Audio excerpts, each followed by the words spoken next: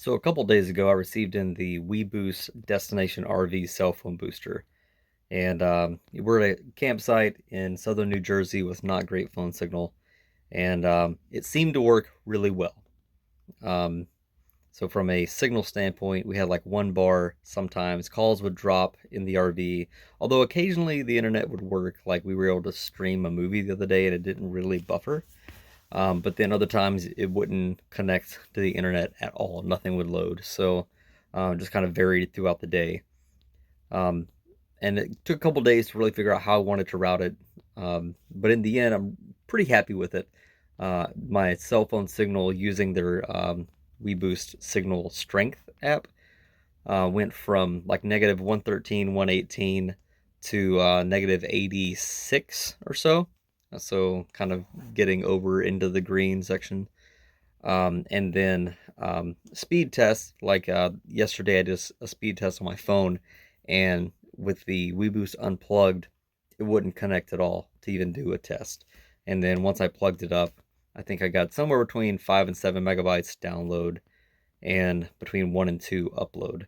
And so that's way better than nothing, and it would be enough to do most things. I mean, you're not going to stream 4K whatever, but man, not having anything versus having something is super helpful. So let's take a look at kind of how I got that routed, and yeah. So we just did the antenna. We used the Velcro straps, put it on the ladder, ran the 30-foot cable down, and then we connected one of the 15-foot cables. There's a connector, like a union connector, we put there, and called WeBoost customer service just to ask a couple questions, and they said it's totally fine, to connect those going to the booster, which I assumed it would be. They also confirmed that the booster itself does not send out any signal, so we're not losing anything by having it placed in our bay down here. Just ran them through a half-inch hole that I already had drilled, kind of routed the cables up, put the power here, and I couldn't get the signal to work well by using the existing coax connections. So we just ended up running the cable back through and then up through the ceiling of the basement into the kitchen. Yeah, so we were able to route everything underneath the counter, behind the sink, and up through the vent. And I did use just like a regular drill bit to drill through that, and I wish I hadn't. This corian that the countertop and the vent cover is made of is very brittle. I ended up chipping quite a bit.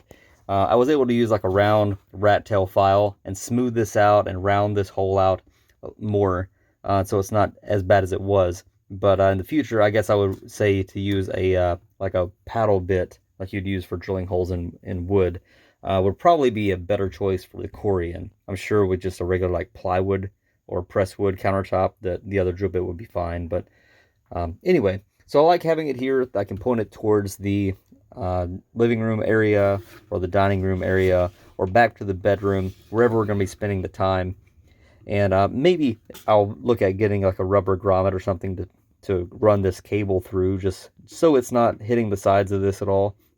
But I like having it here as opposed to mount on the wall, because that bracket's not going to be there whenever I choose to take this out if we don't need it at our next place. So overall, pretty happy with it. I'm not dropping calls like I was, and I'm able to get fairly consistent internet from my hotspot on my phone now, where I was not before.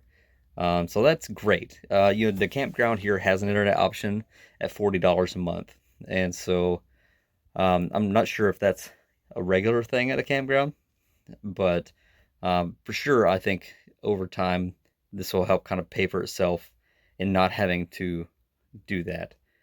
So far happy with it, and so that's the WeBoost Destination RV system, and yeah, thanks.